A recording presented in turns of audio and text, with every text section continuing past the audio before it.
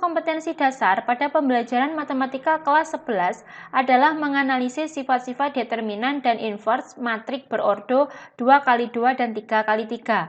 Rumusan indikator yang sesuai dengan kompetensi dasar tersebut kecuali A. Menentukan adjoint matriks berordo 3x4, B. Mengidentifikasi matriks singuler, C. Menentukan kofaktor matriks berordo 2x2, D. Menentukan minor matriks berordo 3x3, atau yang E. Memahami hubungan matriks identitas dengan inverse matriks. Jawaban yang benar itu adalah yang C. Salah satu ketentuan merumuskan indikator adalah minimal terdiri dari dua aspek, yaitu tingkat kompetensi dan materi pelajaran. Nah, semua pilihan jawaban sudah memenuhi unsur kompetensi dan materi pelajaran. Jawaban yang C itu adalah jawaban yang kurang sesuai dengan KD tersebut, karena kofaktor itu merupakan materi yang dibicarakan dalam materi menentukan inverse matrik berordo 3x3, bukan matriks berordo 2x2. Jadi jawabannya adalah yang C. Kita lanjut soal nomor 2. Satu indikator dari suatu kompetensi dasar pada pembelajaran geometri adalah menjelaskan panjang sisi suatu segitiga berdasarkan kesebangunan dua segitiga. Materi yang paling sesuai untuk mencapai indikator tersebut adalah A. Syarat kesebangunan dua segitiga, B. Pengertian kesebangunan dua segitiga, C. Ciri-ciri kesebangunan dua segitiga, D. Perbandingan sudut-sudut dua segitiga sebangun, atau yang E. Sifat-sifat kesebangunan dua segitiga. Jawaban yang benar itu adalah yang E. Sifat-sifat kesebangunan dua segitiga. Nah, untuk bisa menjelaskan panjang sisi suatu segitiga berdasarkan kesebangunan dua segitiga, maka peserta didik tidak cukup hanya mempelajari pengertian, syarat, dan ciri-ciri kesebangunan dua segitiga. Akan tetapi, peserta didik harus mempelajari sifat-sifat kesebangunan dua segitiga. Oke, kita lanjut soal nomor 3. Suatu indikator dari materi sistem koordinat ialah menentukan kedudukan garis yang sejajar dengan sumbu X. Media yang paling sesuai untuk digunakan dalam pembelajaran agar indikator tercapai adalah A. Slide PowerPoint dengan gambar bidang koordinat dan sebuah garis yang melalui titik 2,0. B. Video pembelajaran yang menampilkan garis sejajar sumbu Y.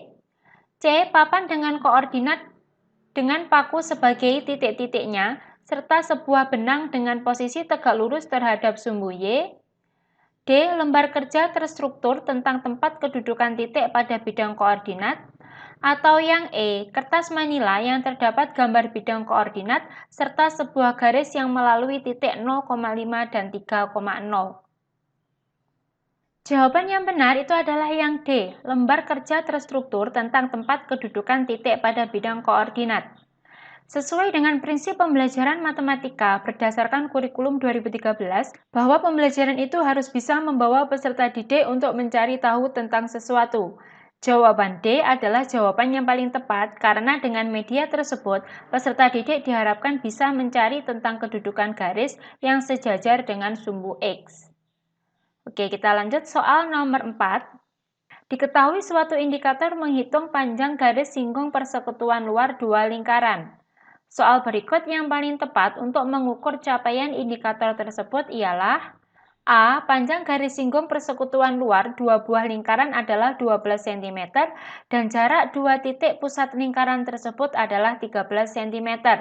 Jika panjang salah satu jari-jari lingkaran adalah 8 cm, luas lingkaran yang lain adalah B. Diketahui dua buah lingkaran dengan pusat di A dan B, masing-masing berjari-jari 34 cm dan 10 cm. Garis CD merupakan garis singgung persekutuan luar. Bila CD sama dengan 32 cm, panjang AB adalah, atau yang C, 8 buah roda dililit dengan tali seperti gambar berikut. Masing-masing roda diameternya 14 cm. Tentukan panjang tali yang melilit roda-roda tersebut. D. Panjang jari-jari dua lingkaran adalah 29 cm dan 14 cm. Panjang garis singgung persekutuan luarnya adalah 36 cm. Hitung jarak pusat kedua lingkaran. Atau yang E, apakah yang dimaksud dengan garis singgung lingkaran luar dua lingkaran? Jawaban yang paling tepat itu adalah yang C. 8 buah roda dililit dengan tali seperti gambar berikut, masing-masing roda diameternya 14 cm, tentukan panjang tali yang melilit roda-roda tersebut. Untuk mengetahui suatu indikator itu adalah tercapai atau belum, maka peserta didik perlu diukur apakah sudah mencapai indikator tersebut atau belum. Salah satunya dengan tes tulis. Tes yang dibuat harus mengukur kompetensi yang diharapkan oleh indikator tersebut. Indikator soal tersebut adalah peserta didik dapat menghitung panjang garis singgung persekutuan luar dua buah lingkaran. Soal yang implisit menghitung panjang garis singgung persekutuan luar dua buah lingkaran adalah soal yang C. Oke, kita lanjut soal nomor 5. Salah satu kompetensi yang harus dicapai oleh siswa SMP adalah menjelaskan dan melakukan operasi hitung bilangan bulat dan pecahan dengan memanfaatkan berbagai sifat operasi. Tujuan yang paling tepat dirumuskan adalah yang A, dengan cara diskusi, siswa dapat menghitung hasil kali dua bilangan bulat menggunakan sifat pengurangan. B, dengan menggunakan konsep pengurangan, siswa dapat menghitung hasil bagi dua bilangan bulat. C. Siswa dapat menggunakan sifat ketertutupan pengurangan bilangan bulat untuk menentukan hasil bagi dua bilangan bulat. D. Siswa dapat menggunakan sifat asosiatif penjumlahan bilangan bulat dalam menyelesaikan suatu permasalahan. Atau yang E. Dengan cara diskusi, siswa dapat menentukan hasil kali dua bilangan bulat menggunakan konsep penjumlahan bilangan. Jawaban yang benar itu adalah yang C. Siswa dapat menggunakan sifat ketertutupan pengurangan bilangan bulat untuk menentukan hasil bagi dua bilangan bulat. Nah, terdapat 4 unsur pokok dalam perumusan tujuan pembelajaran, yaitu memuat ABCD, audience, behavior, condition, dan degree. Penulisan tujuan tidak harus urut ABCD, tujuan minimal memuat unsur A dan B. Semua option soal di atas sudah memuat unsur ABC. Jawaban A, B, dan E kurang tepat karena tidak sesuai komponen behavior dan condition. Jawaban yang D tidak sesuai dengan indikator yang ada, sehingga jawaban yang paling tepat itu adalah yang C.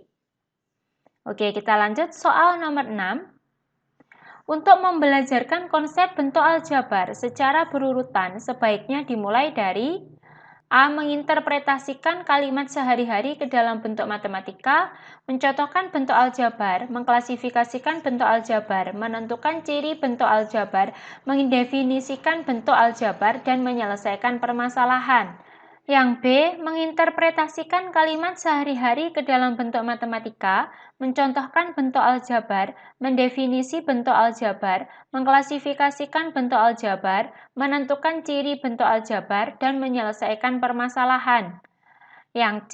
Menginterpretasikan kalimat sehari-hari ke dalam bentuk matematika, mencontohkan bentuk aljabar, mendefinisi bentuk aljabar, menentukan ciri bentuk aljabar, mengklasifikasikan bentuk aljabar, dan menyelesaikan permasalahan.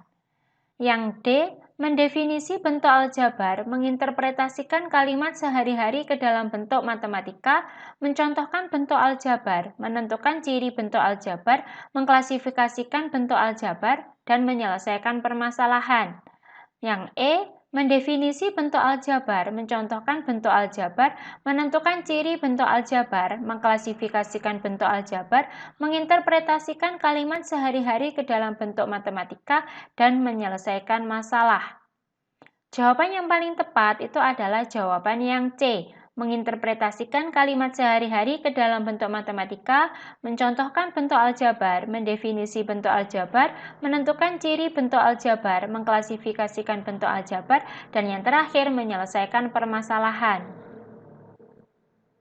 Sesuai dengan prinsip pembelajaran matematika berdasarkan kurikulum 2013 bahwa pembelajaran hendaknya berbasis proses untuk penguatan ilmiah, maka urutan yang paling tepat adalah yang C, yaitu menginterpretasikan kalimat sehari-hari dalam bentuk matematika, mencontohkan bentuk aljabar, mendefinisi bentuk aljabar, menentukan ciri bentuk aljabar, mengklasifikasikan bentuk aljabar, dan yang terakhir menyelesaikan permasalahan. Oke, kita lanjut soal nomor 7.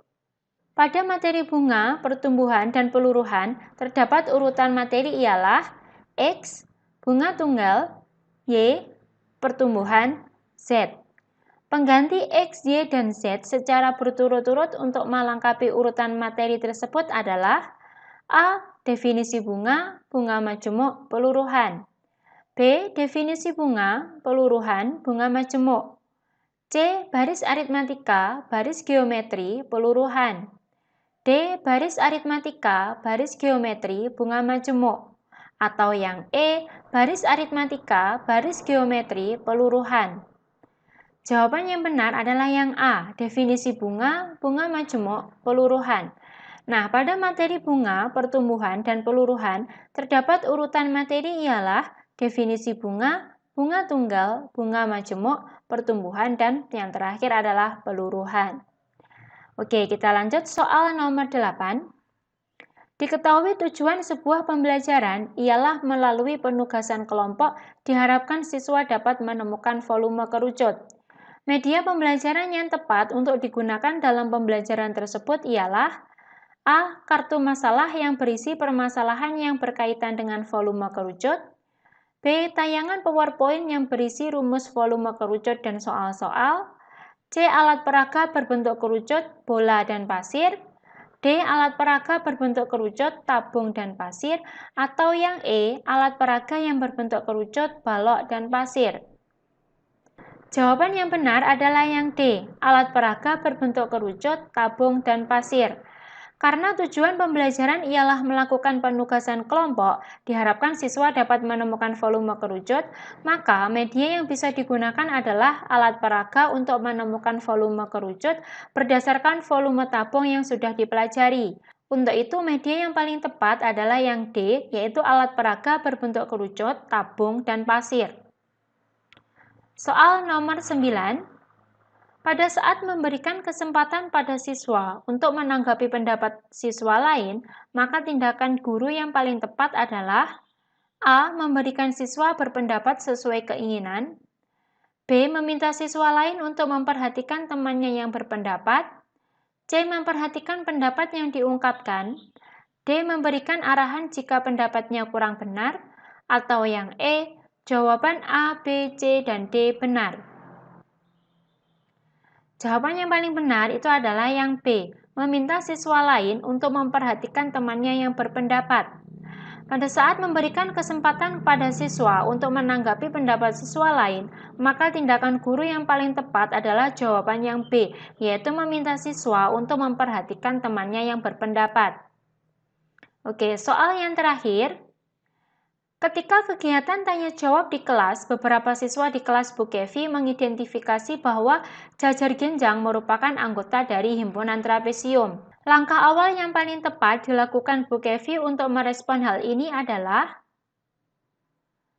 A. Bertanya kepada siswa apa syarat keanggotaan suatu himpunan. B. Bertanya kepada siswa mengapa bukan trapesium yang merupakan anggota himpunan jajar genjang. C. Bertanya kepada siswa apa pengertian jajar genjang dan apa pengertian trapesium. D. Memberi tugas kepada siswa menggambar jajar genjang dan menggambar trapesium. Atau yang E. Memberi tugas kepada siswa menuliskan ciri-ciri jajar genjang dan trapesium. Jawaban yang paling tepat adalah yang C. Bertanya kepada siswa apa pengertian jajar genjang dan apa pengertian trapesium. Beberapa siswa di kelas Bu Kevi mengidentifikasi bahwa jajar genjang merupakan anggota dari himpunan trapesium. Untuk memberikan scaffolding sesuai dengan kesulitan yang dialami siswa, maka guru harus mengetahui sumber kesalahan jawaban siswa itu apa. Nah, untuk itu jawaban yang tepat itu adalah yang C, yaitu bertanya kepada siswa apa pengertian jajar genjang dan apa pengertian trapesium agar masalahnya diketahui. Nah, teman-teman, itulah tadi beberapa soal mengenai kompetensi teknis khususnya untuk guru matematika. Nah, semoga soal-soal ini dapat membantu teman-teman untuk belajar. Tetap semangat. Wassalamualaikum warahmatullahi wabarakatuh.